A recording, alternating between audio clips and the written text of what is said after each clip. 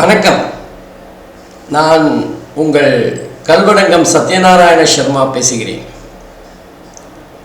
அனைத்து கடவுளருள் டிவி நேயர்கள் எல்லோருக்கும் என்னுடைய ஆங்கில புத்தாண்டு வாழ்த்துக்கள்.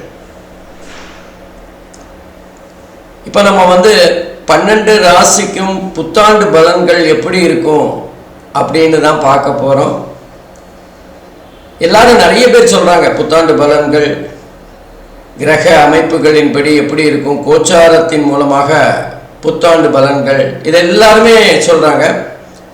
நம்ம கொஞ்சம் வித்தியாசமாக பண்ணலாமே அப்படின்னு ஒரு சின்ன முயற்சி இது.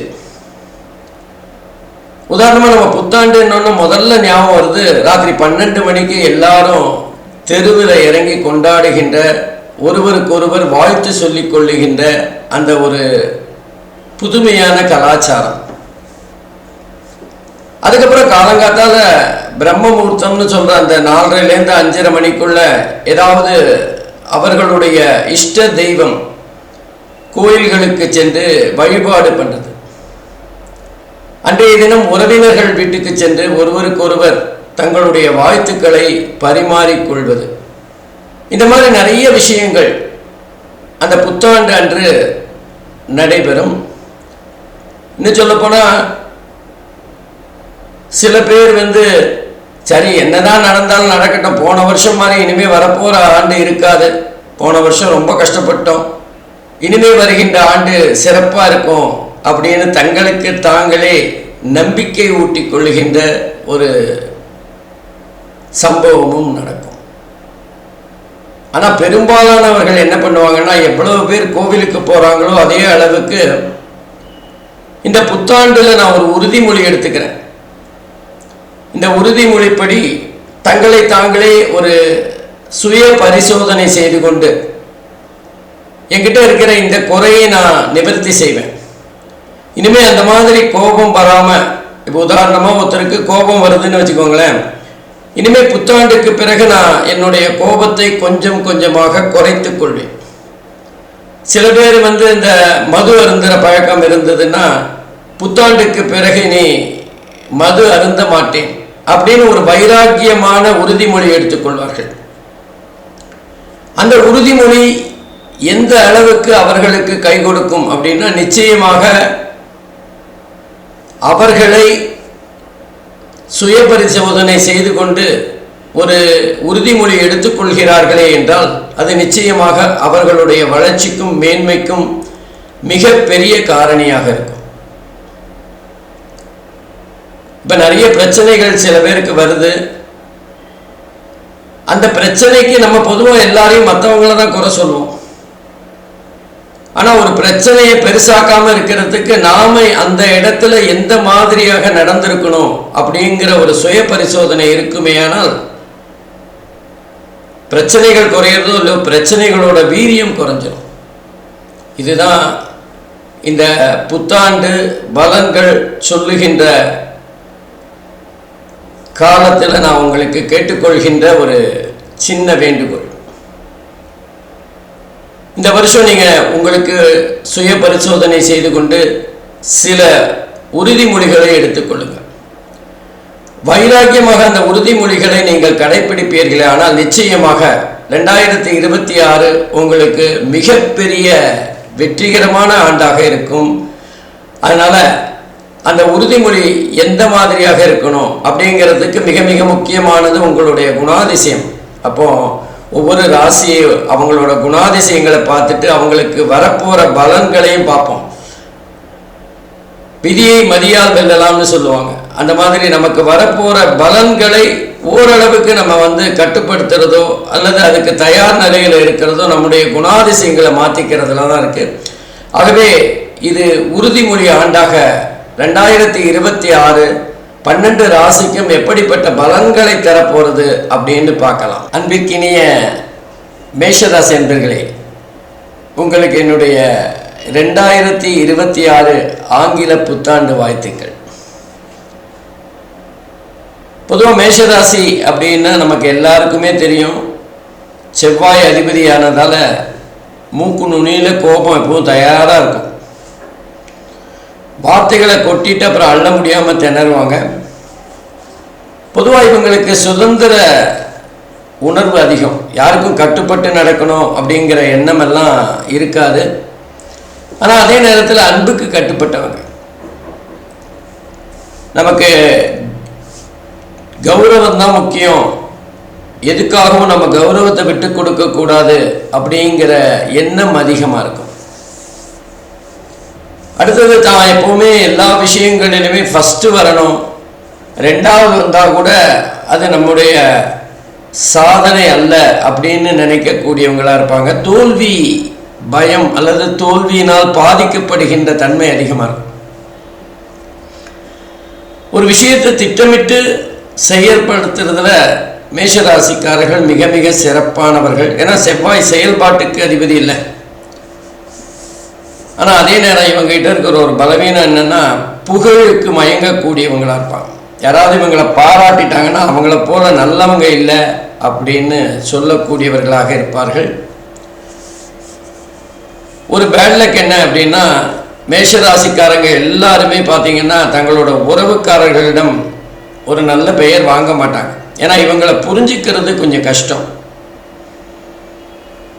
இவங்க பலாப்பழம் மாதிரி மேலே ஃபுல்லாக முள் இருக்கும், உள்ளதான் பலாச்சோலை இருக்கும். அதனால் மேஷராசியை பொறுத்தவரை கொஞ்சம் எல்லாருக்குமே ஒரு தயக்கம் இருக்கும். ஒரு 10 அடி தள்ளி நின்று தான் பழகுவாங்க. ஆனால் நண்பர்கள் அப்படி இல்லையே, அவங்க உரிமையோடு எதையும் சொல்லக்கூடிய தன்மையில் இருக்கிறதுனால கொஞ்சம் எளிதாக மேஷராசிக்கு ஜெல்லாயிடுவாங்க.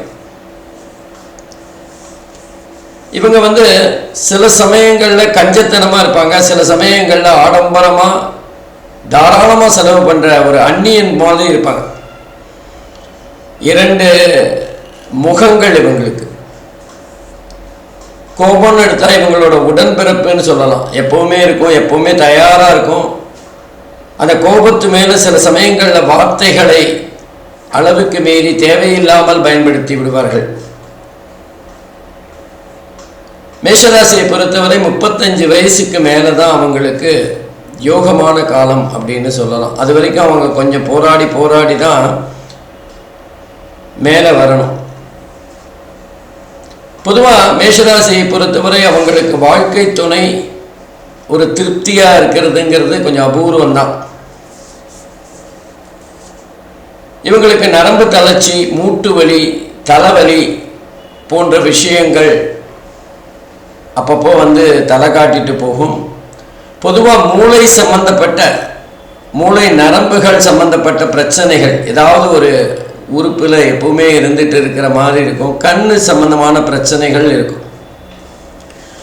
இப்போ நம்ம பார்ப்போம், நீங்கள் எந்த மாதிரியான உறுதிமொழி எடுக்க போகிறீங்க.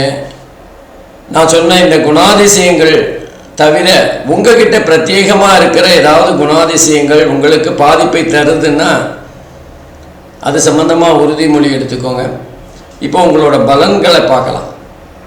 மேஷராசியை பொறுத்தவரை இந்த 2026 காலகட்டத்தில் கோச்சார பலன் அப்படின்னு பார்த்தீங்கன்னா, குரு பகவான் 3வது இடத்துல உட்கார்ந்துருக்கார் மிதுனத்தில்.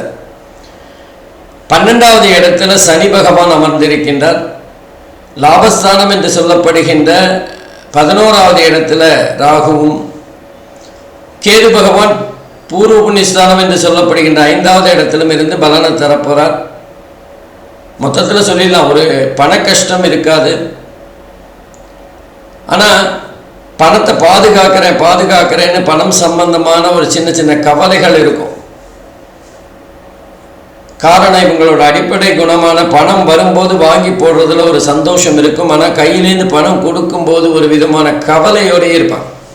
குரு பகவான் 3வது வீட்டில் இருந்தாலும் அவர் வக்கர கதியில் ஒரு 3-4 மாதம் சஞ்சாரம் செஞ்சு வரப்போகிறார். அதனால் உங்களுக்கு அடுத்த மார்ச் வரைக்கும் வக்கர கதியில் தான் இருப்பார். ஆகவே நல்ல பலன்களை குரு பகவான் தருவார். கையில் பணம் அதிகமாக புரளும். 5வது வீட்டில் கேது இருக்கிறதுனால மாணவர்கள் சம்பந்தப்பட்ட விஷயங்களில் கொஞ்சம் மாணவர்கள் கவன செதவில்லாமல் படிக்கணும். புத்திரர்கள் சம்பந்தமாக சில கவலைகள் இருக்கும். உண்மையிலே அந்த கவலை இவங்களுக்காக வருமே தவிர புத்திரர்களுக்கு அதனால் பாதிப்பு இருக்குமானா இருக்காது. ஒரு பயம் கலந்த கவலை இருந்துகிட்டே இருக்கும். நல்லா படிப்பாங்களா படிக்க மாட்டாங்களான்னு. அவங்க எல்கேஜி படிச்சுட்டு இருப்பான். அவங்க இன்னும் 15 வருஷம் கழிச்சு தான் காலேஜோ ஏதோ படித்து முடிக்க போகிறான். இப்போவே அவன் நல்லா படிப்பானா படிக்க மாட்டானாங்கிற ஒரு கவலை. இன்னும் சொல்லப்போனால் இவங்க கையில் இருக்கிற சந்தோஷத்தை அனுபவிக்காமல் எதிர்காலத்தில் வரப்போகிற கவலையோடையே வாழ்ந்துட்டு இருப்பாங்க. அடுத்து பார்த்தீங்கன்னா சனி பகவான் 12வது வீட்டில். சனி பகவான் 12வது வீட்டில் இருக்கிற காலகட்டத்தில் மேஷராசி அன்பர்களுக்கு அது செவ்வாயோட பார்வை அந்த சனி பகவான் பெறுகின்ற போது கோச்சார சனி 12வது இடத்துல இருக்கிறதுனால ஜாதகருக்கு கொஞ்சம் இந்த காலகட்டத்தில் அவங்களுக்கு கணவன் அல்லது மனைவி அல்லது வாழ்க்கை துணையோட தாம்பத்தியம் சம்பந்தமான சின்ன குறைபாடுகள் இருக்கும், மன வருத்தம் இருக்கும், திருப்தி இல்லாத ஒரு சூழ்நிலை இருக்கும். ஆனால் கவலைப்பட வேண்டிய அவசியம் இல்லை. ராகு பகவான் 7வது வீட்டிலிருந்து அற்புதமான பண வருமானத்தை ஈட்டி தருகின்ற அமைப்பில் இருக்கார். யோகம் அதிகமாக இருக்கும். நீங்கள் எங்கேயாவது ஷேரில் போட்டு வச்சுருந்தீங்கன்னா அந்த ஷேர் பல மடங்கு அதிகரிக்கக்கூடிய காலம் இருக்கும். அதுவும் குருவோட பார்வை அதெல்லாம் பார்க்குறப்போ ரொம்ப அற்புதமான காலகட்டம் அப்படின்னு தான் மேஷராசி அன்பர்களுக்கு சொல்லலாம். பட் என்ன ஒரே ஒரு விஷயம், அவங்க சந்தோஷமான சூழ்நிலை இருந்தாலும் எதையோ நினச்சி பயந்துன்னே வாழற ஒரு சூழ்நிலை தான் அவங்கக்கிட்ட இருக்கும். இந்த புத்தாண்டு மேஷராசி அன்பர்களுக்கு பணத்தில் எந்த கஷ்டமும் இருக்காது, சூழ்நிலையிலையும் எந்த பிரச்சனையும் இருக்காது. தொழில் அதை தவிர வியாபாரம் எல்லாமே சிறப்பாக இருக்கக்கூடிய வாய்ப்புகள் இருந்தாலும் பணம் கொஞ்சம் தாமதமாக கைக்கு வர்ற மாதிரி ஒரு சூழ்நிலை இருக்கும். அதாவது மனசில் அந்த மாதிரியான வருத்தம் இருக்கும். மொத்தத்தில் சிறப்பான வருடம் 2026 கவலையை விட்டுட்டு கையில் இருக்கிற சந்தோஷத்தை அனுபவிக்க கற்றுக்கொள்ளுங்கள். நன்றி, வணக்கம். கடவுள் அருள் டிவியை பார்த்தமைக்கு நன்றிகள். மேலும் இது போன்ற தகவல்களை தெரிந்து கொள்ள கடவுள் அருள் டிவியை சப்ஸ்கிரைப் செய்யுங்கள். மறக்காமல் பெல் ஐக்கானை கிளிக் செய்யுங்கள்.